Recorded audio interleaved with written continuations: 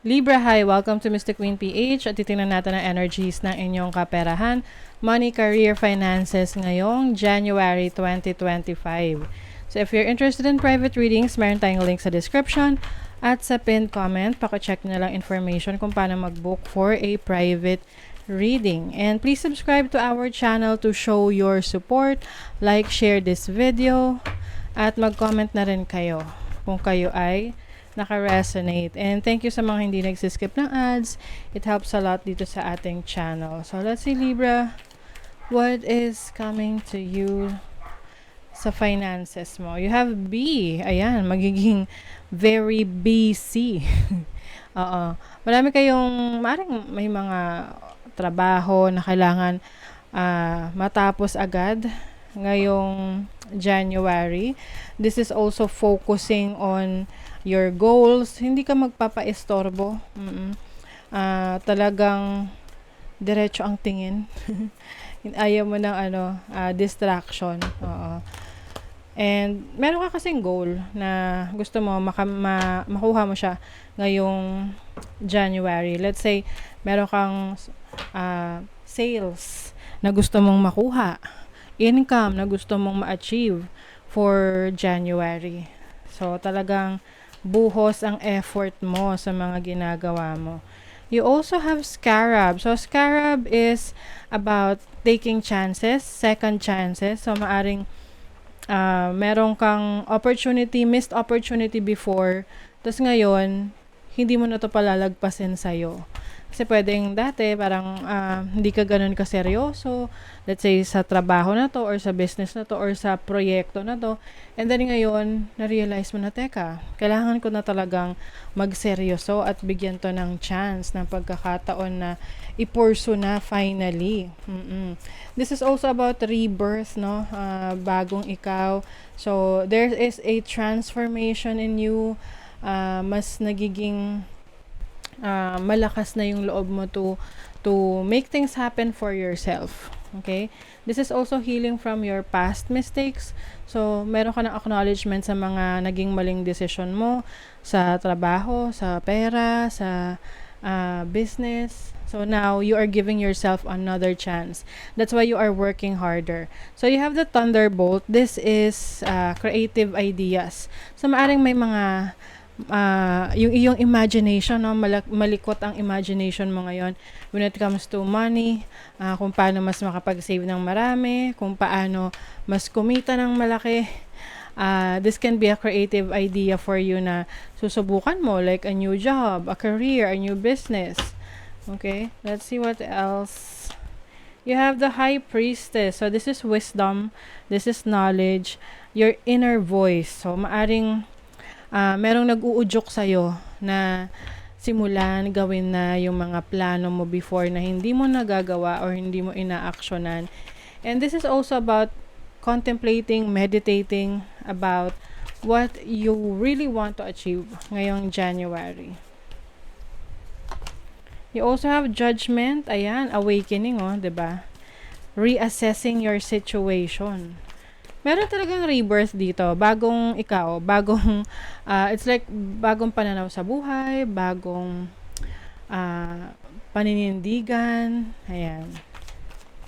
You have changed a lot, Libra. Halimbawa dati medyo parang lang, iba, pwedeng medyo tinatamad ng mga nakaraan.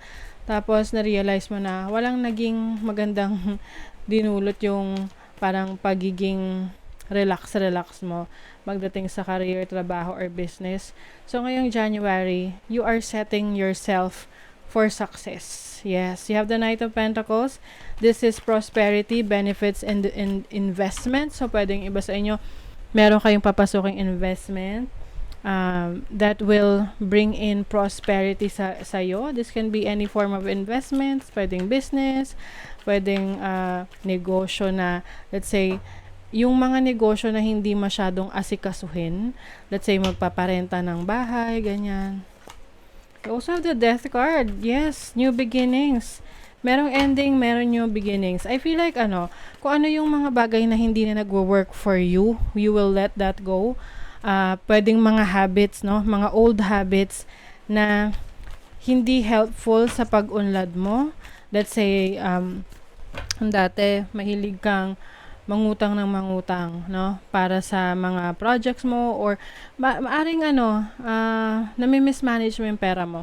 So ngayon na-realize mo saan nanggagaling yung problema and you are now changing that habit. Okay? Tinatanggal mo na yan. You have the Seven of Swords. This is about dishonesty. Maaring maging maingat, no, sa mga papasukin na bagong opportunities. Kasi syempre, pag pinanesenta sa atin yung opportunities, parang, uy, that's exciting, 'di ba? Lalo na kapag may nag-o-offer sa'yo. Parang lahat best foot forward, kumbaga parang nanliligaw, 'di ba? Na talagang kukumbinsihin ka nila. Pero syempre, responsibility mo na i-research, alamin, i-confirm kung totoo ba yung sinasabi ng mga taong nag-o-offer na yon. And also, it is your responsibility na bago ka pumasok sa isang commitment, agreement, dapat nabasa mo yung rules, yung kontrata, 'di ba? So, be careful sa mga ganyan. So, meron kang dreams na, yung parang, minsan kasi pag meron tayong pangarap, tapos, talagang, parang we feel so inspired about it, minsan hindi tayo nagiging practical, no, sa mga desisyon natin. And, karaniwan, nagiging, parang dahilan siya para magkamali tayo. Although, you have learned from your past mistakes, at least, no, ngayon, mas makakategorize mo, mas makikita mo kung, practical ba to, realistic ba to. Kung hindi, pag-isipan mo na. Perfection may cause delays. Minsan kasi meron tayong mga projects or gustong gawin na kailangan smooth, perfect. Kung hindi ka magsisimula. But sabi nga if you want to start a business, start it with your resources. Kasi parang ang tawag doon, umuurong. Nagpo-forward yung araw, oras. Sumusulong. Oh my God. Urong pala is pabalik. Oo, sumusulong yung oras. And may mga nasasayang ka na panahon, 'di ba? Divine calling. Some of you are called to serve others in a way na para tumulong sa kanila. Pwedeng public service, social service, or yung iba, you can be a spiritual healer or someone na ginagamit yung iyong talents, yung skill set, abilities to help others. So, maaring you will be considering that kind of career or opportunity. Let's see. Ano pa? We need 3 cards. Stay grounded and welcome the new knowledge and perspective coming to you. Ayan. Merong bagong knowledge, bagong perspective, bagong pananaw sa buhay. You may be attending trainings or ikaw mismo nagre-research ka, ang tawag doon, yung self-study. Stand tall and proud. See the leadership role unfolding ahead of you. Merong leadership role. So, maaring kayo ay mapopromote. Step forward now and sing your song. There is power in finding your peace. Stepping forward, you are finally taking that action to make things happen for you. Okay. Flourish through maintaining traditions. Ayan. So, kung ano yung nakasanayan mo na nakakatulong pa naman sa pagpapaunlad mo, ipagpapatuloy mo yun. 'Di ba?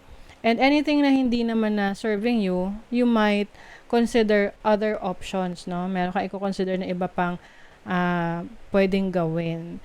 Magic remains even while you ground yourself and be practical. So, magic is about pag sinabi nating magic, parang hindi ka panipaniwala, no? Dahil magic siya eh. Wala siyang explanation. But for some of you, this is becoming, pagsasabayin mo yung manifestation mo and your actions. Kasi yung practicality, you're going to be more practical and at the same time, manifesting your goals. Kumbaga, i-align mo yung minamanifest mo sa ginagawa mo. And doon na mabubuo yung magic na yan, na makuha mo yung resulta na gusto mo. Okay? So, that is your reading, Libra. Thank you so much. See you again.